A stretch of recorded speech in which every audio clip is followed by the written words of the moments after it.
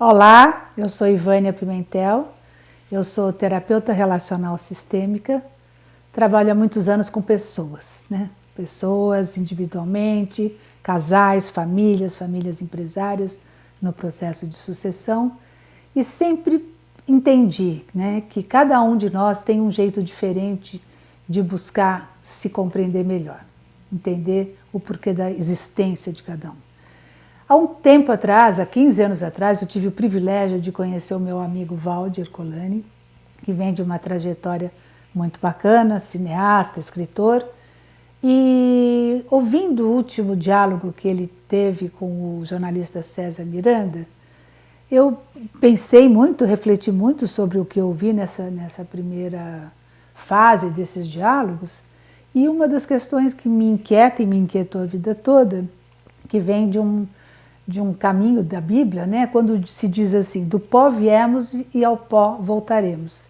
E eu queria perguntar para você, Valdir, como é isso para você? Como você entende essa frase? Essa afirmação provavelmente se refere ao fato de que o corpo do homem é feito dos mesmos elementos químicos que deram origem aos corpos celestes.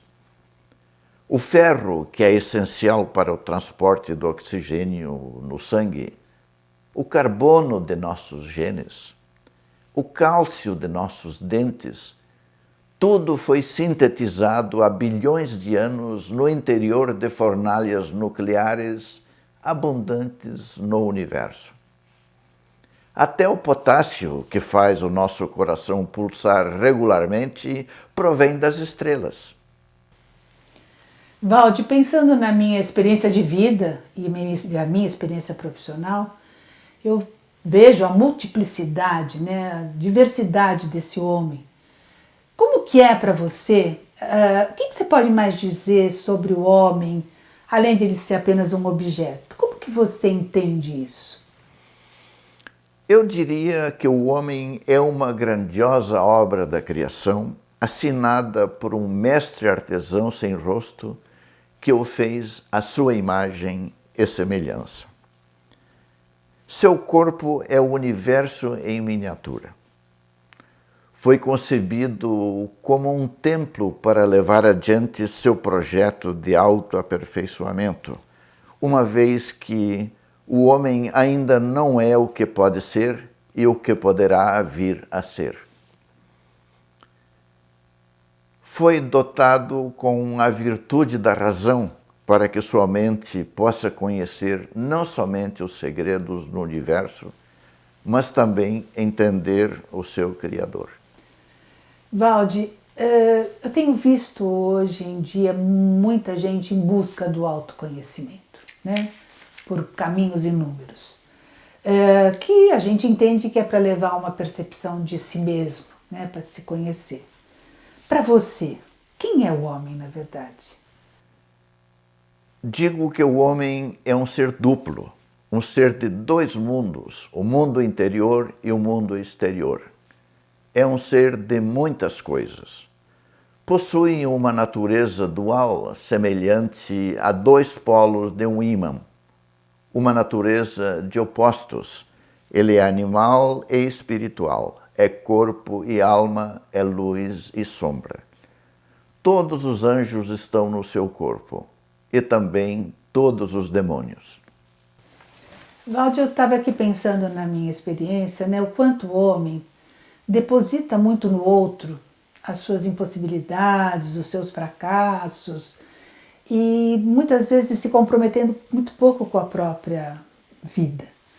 E aí eu até fui atrás nas cartas aos Romanos do Novo Testamento, eu fui atrás de uma frase de Paulo de Tarso que é instigante, que é assim: não faço o bem que eu quero, mas o mal que não quero. Esse eu faço, mas se eu faço o que não quero, já não sou eu quem o faz, e sim o pecado que habita em mim. O que ele quer dizer com isso, Valdir, na sua visão? O apóstolo se refere ao conflito criado essencialmente pela desarmonia entre os polos animal e espiritual que constituem a natureza do homem. Essa dualidade é primitiva, ou seja, arquetípica, e, portanto, um padrão presente desde o início como um aspecto essencial da sua estrutura psicológica. É tarefa do homem reconciliar esses dois polos. Enquanto não houver reconciliação, os opostos jamais serão amigos. Valde, seguindo um pouquinho essa mensagem que nos traz, né, da Bíblia, do Novo Testamento, Paulo de Tarso diz assim: o pecado habita em mim, né? Qual o conceito de pecado que você tem? O conceito de pecado tem origens distintas. Existe o conceito que vem do hebraico da palavra hata, cujo sentido é errar o alvo ou errar um caminho. Existe o conceito que vem do latim da palavra peccare, que significa perder o pé, dar passo falso. Falando simbolicamente, pecar é pisar em falso, cometer um erro, não atingir o alvo. O pecado representa todas as transgressões de uma lei, de princípios morais ou éticos. Nós pecamos quando falhamos em fazer o melhor do que somos capazes. Com cada fracasso cometemos um crime contra o Criador, contra o próximo e contra nós mesmos. Como é impossível sermos continuamente perfeitos, podemos afirmar que somos todos pecadores. Valde, então esse seria o pecado original descrito na Bíblia, que diz assim: ao comer o fruto da árvore do conhecimento do bem e do mal, o homem deu um passo em falso, errou o alvo. É isso? Sim, ele transgrediu as leis dos padrões perfeitos estabelecidos pelo seu Criador. Essa escolha errada do homem foi o primeiro pecado oficial da humanidade. Valde, o Jardim de Éden, considerado por muitos como um paraíso, e na verdade é um mito, né, para os estudiosos, lugar descrito como perfeito, sem conflitos, sem angústias, sem nada disso. Você acha que esse paraíso de fato existiu? O Jardim do Éden pode ter sido o nosso lindo planeta azul, o planeta Terra primordial, pristino, imaculado. Na época, a vida orgânica era exuberante. Por alimento havia toda espécie de erva verde e árvores frutíferas. Inclusive a árvore do conhecimento do bem e do mal, assim como todas as aves do céu e os animais da terra. O Criador fez então o homem à sua imagem e semelhança e o colocou no paraíso. Antes, porém, lhe deu instruções sobre como deveria viver, a fim de evoluir e chegar bem próximo dele. E o que o Criador disse? Você pode fazer o que quiser, desde que siga minhas instruções e faça o que eu faço. Valde, o que você acha que o Criador tinha em mente quando ele pensou em fazer o homem sua imagem e semelhança? Ele queria um sucessor? Imagino que a ideia era fazer uma criatura que sobrepujasse todas as outras. Uma criatura que pudesse ser o guardião do planeta Terra, seguindo o padrão divino de ordem, beleza, harmonia, retidão e justiça.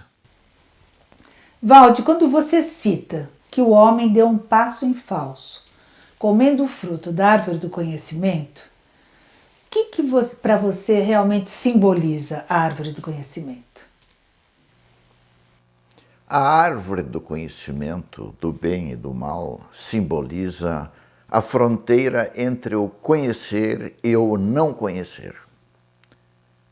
Eu vejo a árvore como sendo o momento de transição do estágio de inconsciência do homem para o estágio de consciência. Enquanto permanecia no seu estado primordial, o homem era igual à natureza e via somente o polo do bem. Ele vivia sob a proteção do instinto, que é automático. Como o instinto não possui o conhecimento de si, ele não cria problemas. Valde, narra-se, que o homem, após ter comido o fruto da árvore do conhecimento, seus olhos foram abertos. O que eles viram? Ao atingir o estágio da consciência, o homem se deslumbrou. Percebeu que podia pensar, ter ideias, escolher aquela que fosse mais apropriada. Se deu conta de que não precisava mais das metas que lhe foram colocadas quando nasceu. Agora podia caminhar com passos próprios e atingir a condição daquele que alcançou o discernimento. A pessoa consciente e livre pode concordar com o Criador ou discordar dele. Ao perceber que podia ser criatura e criador, o homem colocou sua vontade na vida exterior e foi viver uma vida focada no externo. Assim nasceu o eu primitivo, isto é, o ego, e junto com o ego, o poder da livre escolha. Essa foi a dolorosa queda do homem. Com o surgimento da inteligência, ele preferiu o conhecimento. Abriu as portas para receber a vida em toda a sua plenitude, incluindo tanto o prazer como o sofrimento. Valde, baseando-me na sua trajetória, no seu percurso, nos seus estudos, o que é o ego, afinal, para você? Quem é esse personagem que domina a nossa vida? O ego pode ser descrito como o centro menor da personalidade. Ele é o eu primitivo de cada um, a polaridade animal, os 5 sentidos. O ego cria uma fronteira entre o interno e o externo. É o mediador das relações do homem com o mundo. Ele o ajuda a se adaptar a situações através de máscaras ou personas. O ego só pensa em si. Seus traços dominantes o levam a enxergar a si mesmo como o ponto mais alto da criação. O ego determina o que é bom ou ruim a partir das suas necessidades. Então, como vive o ego? Quais são as suas metas? O pensamento competitivo do ego é movido por ódio, rebelião e soberba. Glória, ganância e um forte desejo de poder, entre outros aspectos, são os seus objetivos. Quase todos os sofrimentos do homem, para não dizer a totalidade, vêm dos objetivos do ego, da razão de ter de sua existência. Valde, no início da nossa conversa hoje, você citou uma frase de Isaías da Bíblia. Subirei mais alto que a nuvem, mais alta, e serei semelhante ao Altíssimo. Você não acha que às vezes o homem age como se fosse um Deus e vai criando suas próprias leis, seguindo seus desejos? O homem transgressor está mais para Lúcifer do que para o Criador. De acordo com revelações encontradas no livro de Enoque, no início dos tempos existiu uma constituição cósmica regida por leis imutáveis, implacáveis e incorruptíveis. O regente era o Criador. Os anjos, arcanjos e querubins se sujeitavam a essas leis e o estado natural era a harmonia. O anjo Lúcifer, chamado de o portador da luz, tinha uma relação íntima com o Criador. Ocupava a posição de querubim da guarda do trono, a mais alta graduação da autoridade angélica. Lúcifer era um ser celestial radiante. Recebeu sabedoria, possuía a capacidade de tomar decisões morais e ser responsável por elas. Durante esses tempos felizes, uma inveja de ser igual ao Criador começou a corroer a alma de Lúcifer e o fez se rebelar contra a divindade. Liderando uma legião de anjos, o arcanjo Miguel enfrentou Lúcifer e seus seguidores. Travou um feroz combate que resultou na derrota do anjo rebelde e seu banimento como castigo para um planeta imaculado chamado Terra. Então, se eu entendi bem, é o mito do anjo caído, que por causa da sua traição, ele se tornou inimigo do Criador e de tudo o que é divino. É isso? Sim. Desde então, os filhos nascidos na Terra levam o gene de Lúcifer, que é transmitido a seus filhos, e desses filhos aos filhos dos seus filhos.